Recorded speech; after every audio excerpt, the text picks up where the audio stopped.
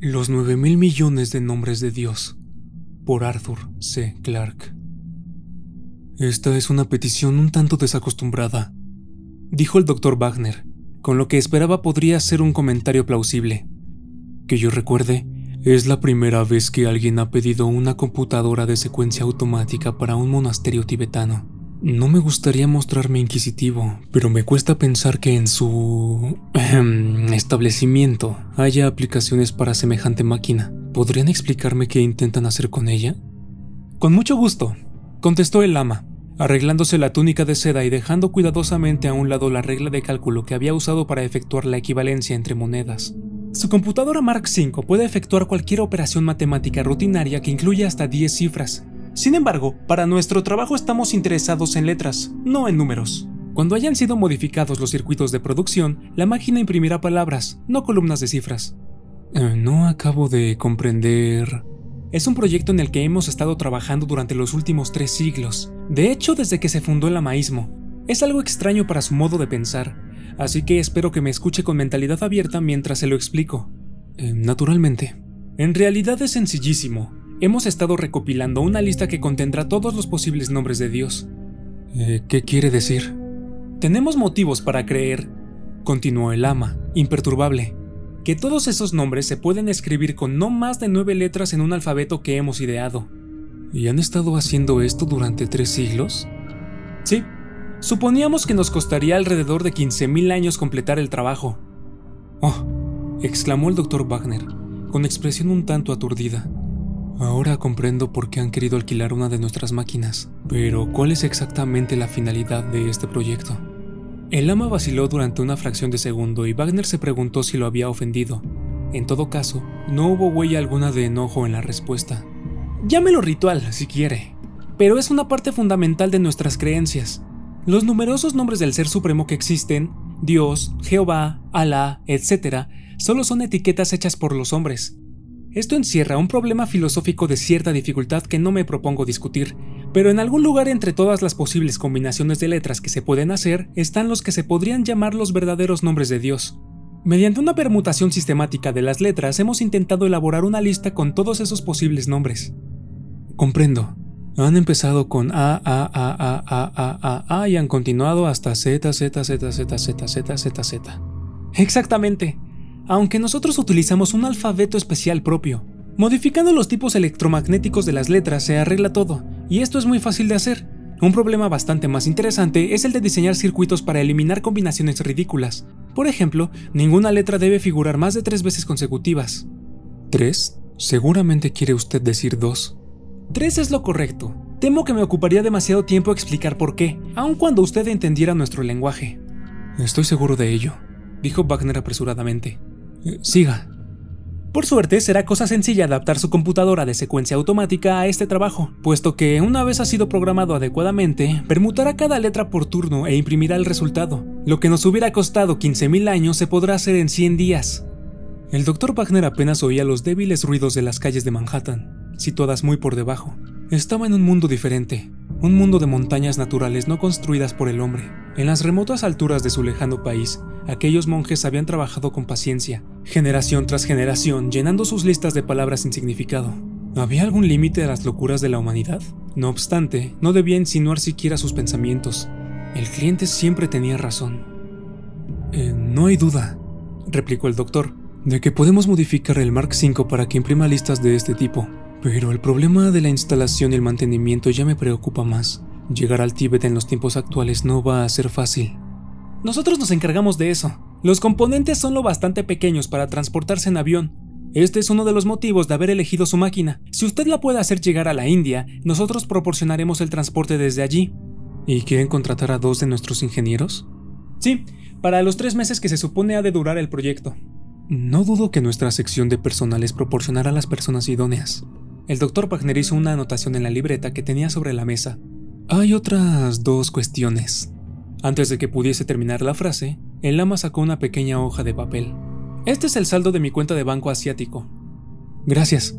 Parece ser adecuado. La segunda cuestión es tan trivial que vacilo en mencionarla, pero es sorprendente la frecuencia con que lo obvio se pasa por alto. ¿Qué fuente de energía eléctrica tienen ustedes? Un generador diésel que proporciona 50 kilovatios a 110 voltios. Fue instalado hace unos 5 años y funciona muy bien. Hace la vida en el monasterio mucho más cómoda, pero desde luego, en realidad fue instalado para proporcionar energía a los altavoces que emiten las plegarias.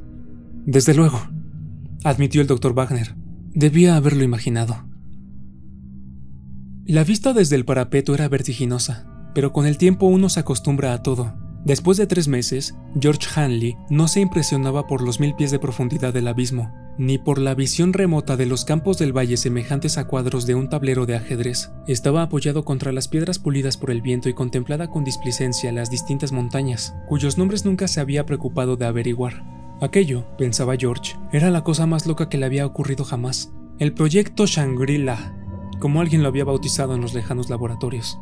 Desde hacía ya semanas, el Mark V estaba produciendo acres de hojas de papel cubiertas de galimatías. Pacientemente, inexorablemente, la computadora había ido disponiendo letras en todas sus posibles combinaciones, agotando cada clase antes de empezar con la siguiente. Cuando las hojas salían de las máquinas de escribir electromagnéticas, los monjes las recortaban cuidadosamente y las pegaban a unos libros enormes. Una semana más y, con la ayuda del cielo, habrían terminado.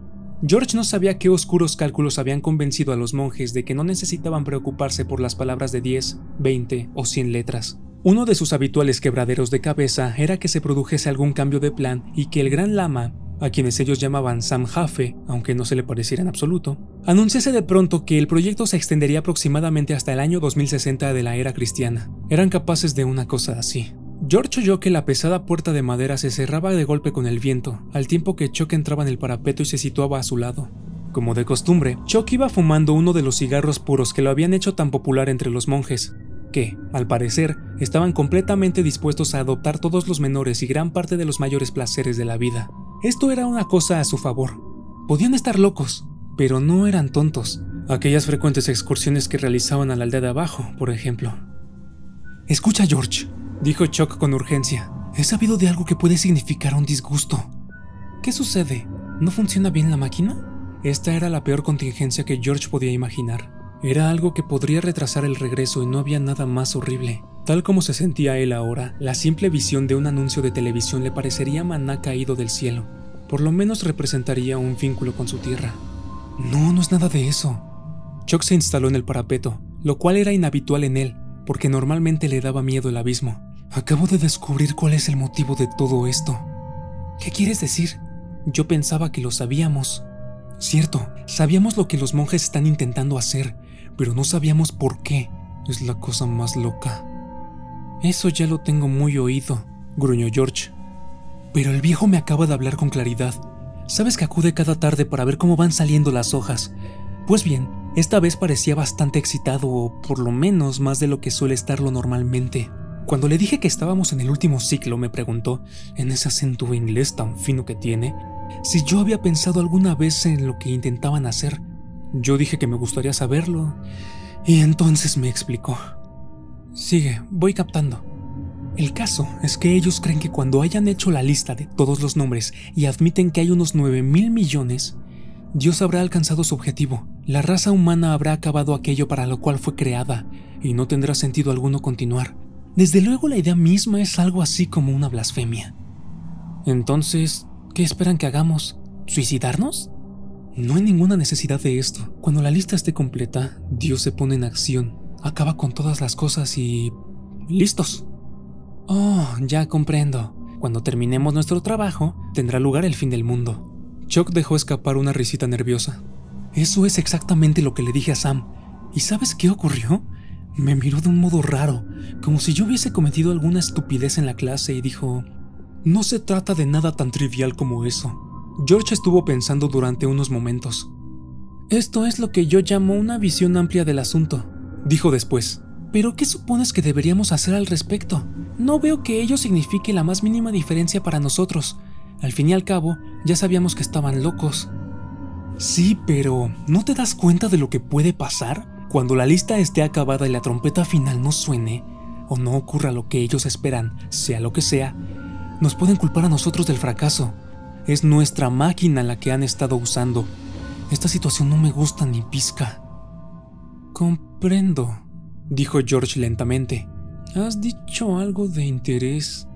pero ese tipo de cosas han ocurrido otras veces. Cuando yo era chiquillo, allá en Luisiana, teníamos un predicador chiflado que una vez dijo que el fin del mundo llegaría el domingo siguiente. Centenares de personas lo creyeron y algunas hasta vendieron sus casas. Sin embargo, cuando nada sucedió, no se pusieron furiosos como se hubiera podido esperar. Simplemente decidieron que el predicador había cometido un error en sus cálculos y siguieron creyendo. Me parece que algunos de ellos creen todavía. Bueno, pero esto no es Luisiana, por si aún no te habías dado cuenta. Nosotros no somos más que 2, y monjes los hay a centenares aquí. Yo les tengo aprecio y sentiré pena por el viejo Sam cuando vea su gran fracaso, pero de todos modos me gustaría estar en otro sitio. Esto es lo que he estado deseando yo durante semanas, pero no podemos hacer nada hasta que el contrato haya terminado y lleguen los transportes aéreos para llevarnos lejos. Claro que, dijo Chuck pensativamente, siempre podríamos probar con un ligero sabotaje. ¿Estás loco? Eso empeoraría las cosas. Lo que yo he querido decir, no. Míralo así. Funcionando las 24 horas del día, tal como lo está haciendo, la máquina terminará su trabajo dentro de 4 días a partir de hoy. El transporte llegará dentro de una semana. Pues bien, todo lo que necesitamos hacer es encontrar algo que tenga que ser reparado cuando hagamos una revisión, algo que interrumpa el trabajo durante un par de días. Lo arreglaremos, desde luego, pero no demasiado aprisa. Si calculamos bien el tiempo, podremos estar en el aeródromo cuando el último nombre quede impreso en el registro. Para entonces ya no nos podrán tomar. No me gusta la idea, dijo George. Sería la primera vez que he abandonado un trabajo. Además, ¿les haría sospechar? No, me quedaré y aceptaré lo que venga. Sigue sin gustarme, dijo, 7 días más tarde, mientras los pequeños pero resistentes burritos de montaña los llevaban hacia abajo por la serpenteante carretera. Y no pienses que huyo porque tengo miedo. Lo que pasa es que siento pena por esos infelices y no quiero estar junto a ellos cuando se den cuenta de lo tontos que han sido. Me pregunto cómo se lo va a tomar Sam. Es curioso, replicó Chuck, pero cuando me despedí tuve la sensación de que sabía que en realidad lo abandonábamos, pero que no le importó porque sabía también que la máquina funcionaba bien y que el trabajo quedaría muy pronto acabado. Después de eso, claro que para él ya no hay ningún después. George se volvió en la silla y miró hacia atrás, sendero arriba. Ese era el último sitio desde donde se podía contemplar con claridad el monasterio. La silueta de los achaparrados y angulares edificios se recortaba contra el cielo crepuscular. Aquí y allá se veían luces que resplandecían como las portillas del costado de un transatlántico. Luces eléctricas, desde luego, compartiendo el mismo circuito que el Mark V. ¿Cuánto tiempo lo seguirían compartiendo?, se preguntó George. ¿Destrozarían los monjes la computadora, llevados por el furor y la desesperación? ¿O se limitarían a quedarse tranquilos y empezarían de nuevo todos sus cálculos? Sabía exactamente lo que estaba pasando en lo alto de la montaña en aquel mismo momento. El gran lama y sus ayudantes estarían sentados, vestidos con sus túnicas de seda, e inspeccionando las hojas de papel mientras los monjes principiantes las sacaban de las máquinas de escribir y las pegaban a los grandes volúmenes. Nadie diría una palabra. El único ruido sería el incesante golpear de las letras sobre el papel, porque Mark V era de por sí completamente silencioso mientras efectuaba sus millares de cálculos por segundo. 3 meses así, pensó George, eran ya como para subirse por las paredes. ¡Allí está!, gritó Chuck, señalando abajo hacia el valle. ¿Verdad que es hermoso? Ciertamente lo era, pensó George. El viejo y abollado DC-3 estaba en el final de la pista, como una menuda cruz de plata. Dentro de 2 horas los estaría llevando hacia la libertad y la sensatez. Era algo así como sabotear un licor de calidad. George dejó que el pensamiento le llenase la mente, mientras el burrito avanzaba pacientemente pendiente abajo. La rápida noche de las alturas del Himalaya casi se les echaba encima. Afortunadamente, el camino era muy bueno, como la mayoría de los de la región, y ellos iban equipados con linternas. No había el más ligero peligro, solo cierta incomodidad causada por el intenso frío. El cielo estaba perfectamente despejado e iluminado por las familiares y amistosas estrellas. Por lo menos, pensó George, no habría riesgo de que el piloto no pudiese despegar a causa de las condiciones del tiempo. Esta había sido su última preocupación. Se dispuso a cantar, pero lo dejó al cabo de poco. El vasto escenario de las montañas, brillando por todas partes como fantasmas blancuzcos encapuchados, no animaba a esta expansión. De pronto, George consultó su reloj. «Estaremos allí dentro de 1 hora», dijo, volviéndose hacia Chuck. Después, pensando en otra cosa, añadió: «Me pregunto si la computadora habrá terminado su trabajo. Estaba calculado para esta hora. Chuck no contestó, así que George se volvió completamente hacia él. Pudo ver la cara de Chuck. Era un óvalo blanco vuelto hacia el cielo. «Mira», susurró Chuck. George alzó la vista hacia el espacio. Siempre hay una última vez para todo. Arriba, sin ninguna conmoción, las estrellas se estaban apagando.